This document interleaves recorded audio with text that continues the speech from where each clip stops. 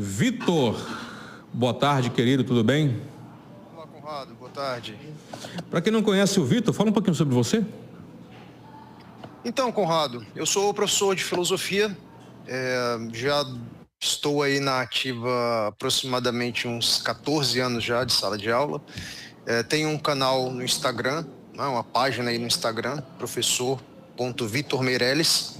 E a proposta principal aí dessa página é fazer com que a filosofia seja vivenciada no nosso cotidiano, né? Para que a gente não ache que a filosofia é uma coisa só abstrata, longínqua, né? Ou como se diz no senso comum aí, né? Para quem está viajando na maionese, né? A ideia é trazer a filosofia para a nossa vida prática mesmo, tá? Esse é o propósito central aí do meu trabalho.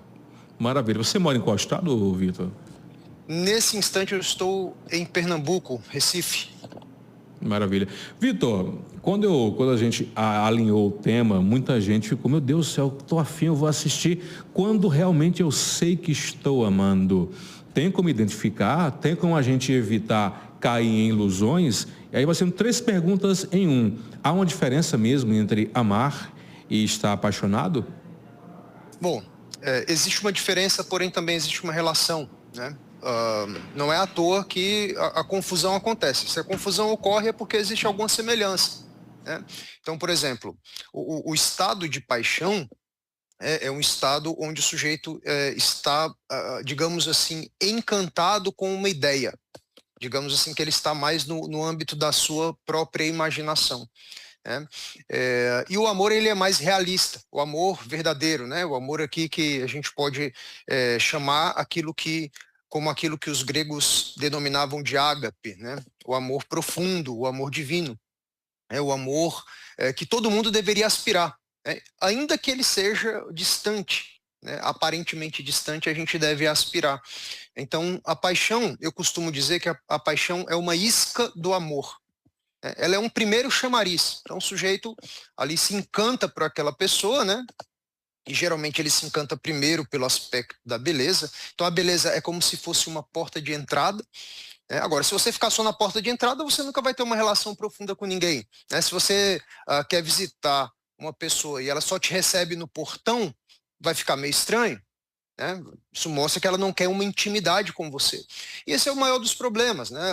A maioria dos relacionamentos não passam da calçada, né? Não passam do portão, né? Sequer entram na varanda, sequer entram no jardim, sequer entram na sala e muito menos nos aposentos, né? Então, o grande problema é que a maioria das pessoas, quando se conhecem, né, fica só nessa superfície. E aí não tem o que sustente, porque veja, tudo que fica só na aparência é muito bom ali, né? Geralmente é muito intenso, mas não vai perdurar, né? E o amor verdadeiro, ele tem a característica da duração, da durabilidade. Ele visa a eternidade, né? Ele visa, portanto, algo que seja contínuo. Então, assim, existe essa proximidade e essa diferença também. A paixão é um primeiro chamariz, mas a grande maioria das pessoas não se aprofundam, né? Não buscam viver também o amor amadurecido, né? Fica só ali digamos assim, naquele estágio ainda egoísta, né? Que eles, não, tem que ser do jeito que eu quero, pronto, acabou, né? Se não for assim, não tá bom. Ou seja, acaba que as pessoas, no fundo, quando elas estão apaixonadas e não evoluem para além disso, né? Elas amam, no fundo, uma ideia, elas amam uma fantasia. E, no fundo, isso é uma forma de amor próprio no sentido negativo do termo, né? Uma forma de você só amar a si mesmo e não se doar, e não se entregar, e não amadurecer, né? Muito bem. Existe hoje, em tempos modernos, muita imposição. Eu amo você e você vai ter que me amar também. Eu lhe amo dessa forma, eu faço isso por você, você tem que fazer da mesma forma também comigo. Existe muita cobrança, né, no que chamam de amor. Amar, na verdade, é isso? O outro tem que me dar a mesma medida de amor que eu acho que tenho pelo outro, pela outra pessoa, ou Vitor? Veja bem, Conrado, existe realmente assim, um mínimo de reciprocidade que as pessoas esperam, né? É natural buscar alguma reciprocidade. Se não houver uma reciprocidade, é claro que esse relacionamento ele não vai muito para frente. O problema é o que seria a verdadeira reciprocidade? É isso que a gente tem que pensar. né? Porque a maioria das pessoas acha que a verdadeira reciprocidade é como esse exemplo que você deu aí, né? Ah, eu fiz 1 minuto de carinho, eu quero receber 1 minuto de carinho de volta, né? Assim, é como se fosse uma barganha. As pessoas confundem muito o amor com uma barganha. Só que o amor não barganha, né? O amor não é invejoso, o amor não compete, tá? Então não é uma barganha. Agora, é óbvio que alguma reciprocidade deve existir, em especial no relacionamento amoroso, né? Porque senão não é um relacionamento, é só uma via de mão única, né? E tem que ser uma via de mão dupla. Só que a grande questão é, por exemplo, provavelmente os ouvintes aqui já ouviram falar, se não ouviram falar, eu recomendo que vocês pesquisem sobre essa famosa obra do Dr. Gary Chapman, né, que é As 5 Linguagens do Amor. Então, o que que acontece? Às vezes a pessoa ela está recebendo amor, só que ela está recebendo numa linguagem que ela desconhece. Por exemplo, vamos supor que você seja uma pessoa cuja sua linguagem principal é o que o Dr. Gary Chapman chama de toque físico. Você é aquela pessoa que gosta muito de ser tocada, né? De beijo, de abraço, de carinho, de carícia, etc, etc. Só que o seu parceiro ou sua parceira, né? O seu companheiro, o seu cônjuge, tem uma outra linguagem. Vamos supor que ele tem a linguagem do atos de serviço. O que é o ato de serviço? Quem é da linguagem de atos de serviço geralmente não entende muito bem a linguagem do toque, porque ele é uma pessoa mais prática. Então, ele demonstra o amor através de atos, através de gestos. Então, assim, deixei a casa limpa aqui para você. Isso para ele é uma prova de amor. Só que se você não liga muito para isso, você, beleza, né? E daí? É só uma casa limpa. Eu quero toque. Então, assim, por isso que é necessário a gente se conhecer, a gente fazer um profundo exame de si mesmo, para que a gente entenda realmente qual que é a nossa linguagem, a gente convidar, né, o cônjuge, enfim, a parceira aí, para se conhecer melhor também, para entender qual que é a linguagem dela, para que ela entenda também qual é a sua linguagem e seja específico. Eu me sinto amada dessa forma.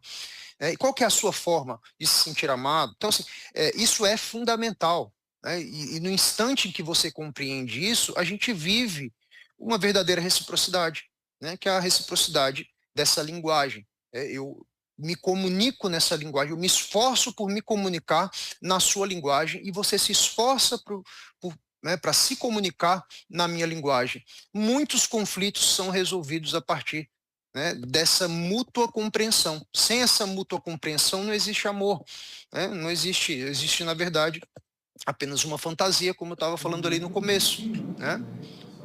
Muito bem.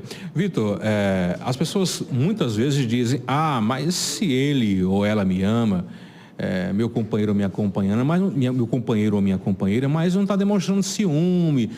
Ele ou ela não sente ciúme, então ele não me ama. O amor necessariamente tem que ter uma pitada de ciúmes ou não? Veja, o ciúme ele pode ter 2 aspectos, né? O que acontece? Santo Agostinho dizia que os vícios e as virtudes são feitos da mesma substância. Como assim, né? Explico. Veja, o ciúme ele pode se degenerar numa coisa boa, né? Ele pode se degenerar numa coisa ruim ou pode se transformar em uma coisa boa. O que é o ciúme, né? Veja, vamos retirar toda a carga negativa que a gente coloca sobre o ciúme. O ciúme, né, nasce de um senso de proteção. Eu protejo aquela pessoa, né? Eu quero proteger. Só que o ciúme com a posse, né? Enfim, essa proteção, quando vira posse, assim, eu quero proteger essa pessoa de tal modo que ela perca a liberdade dela total, de tal modo que ela perca a paz também, porque ela vai se sentir vigiada o tempo inteiro, certo? Então, veja que quando este senso de proteção, né, se converte nessa paranoia, enfim, aí realmente é o ciúme no seu aspecto pior que pode existir. No entanto, veja que se é só uma proteção, né, por exemplo, eu vejo, né, que a minha parceira, enfim, ela está numa determinada situação em que ela vai ficar vulnerável, né? E veja, nós somos pessoas de carne e osso, né? Nós sofremos tentações, nós, enfim, fraquejamos. Então, é claro que a gente tem que ter, sim, um determinado cuidado. A gente tem que conversar com os nossos parceiros, né, românticos, as nossas parceiras, para que evitem certas situações. Então, veja, isso é cuidado, né? E amar é cuidar também, certo? Agora, esse negócio de que, não, é preciso uma pitadinha de ciúme, ele precisa me controlar um pouquinho, precisa de ter esse jogo animalesco, e veja, isso aí pode até funcionar, né, em alguns momentos do relacionamento, isso pode funcionar no namorinho ali, né, que aquele joguinho, né, aquela coisa assim de afasta e puxa, né, isso tudo vai funcionar, só que vai funcionar só por um determinado momento, depois esse ciúme pode virar doentio, né? Então veja, que você proteja, né, que você busque ser protegido, tá?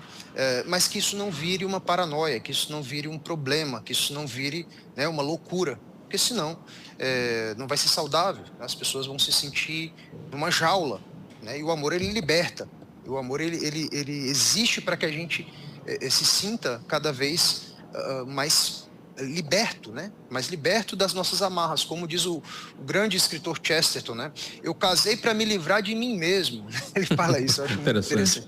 Eu casei para me livrar de mim mesmo, ou seja, o amor, ele tem esse fator de libertação, de nos libertar das nossas próprias mazelas, e não ficar nesse joguinho, né? Então, é muito fácil o ciúme se converter nessa coisa doentia. Então, que o ciúme, se é para a gente usar esse termo, se é que existe um ciúme bom, que ele seja apenas esse cuidado amoroso, né, essa proteção amorosa, né, enfim, e também a gente permitir essa proteção amorosa. Vitor, nós já estamos caminhando para o final do programa, o papo é muito bom e aí eu quero combinar com você em outro horário, de acordo com a sua agenda, para a gente fazer um bate-papo 2 e dar continuidade a esse assunto, né? Mas desde já eu quero agradecer a sua participação e deixo você à vontade para anunciar suas redes sociais, seus canais, para as pessoas saberem mais, né, sobre o trabalho fantástico que você vem realizando com essa pegada de filosofia fácil de se entender e sempre debatendo e discutindo assuntos bem contemporâneos. Excelente, Conrado. Muito obrigado pelo convite. Espero que a gente realmente venha conversar novamente. Então, para quem quiser conhecer o meu trabalho, vai lá no Instagram, @prof.Vitor Meirelles, com L só e sem C, né? Vitor Meirelles. É isso aí. Lá vocês vão encontrar a filosofia sendo vivenciada, filosofia, espiritualidade, né? Autoconhecimento sendo vivenciado de uma forma simples e buscando sempre sabedoria.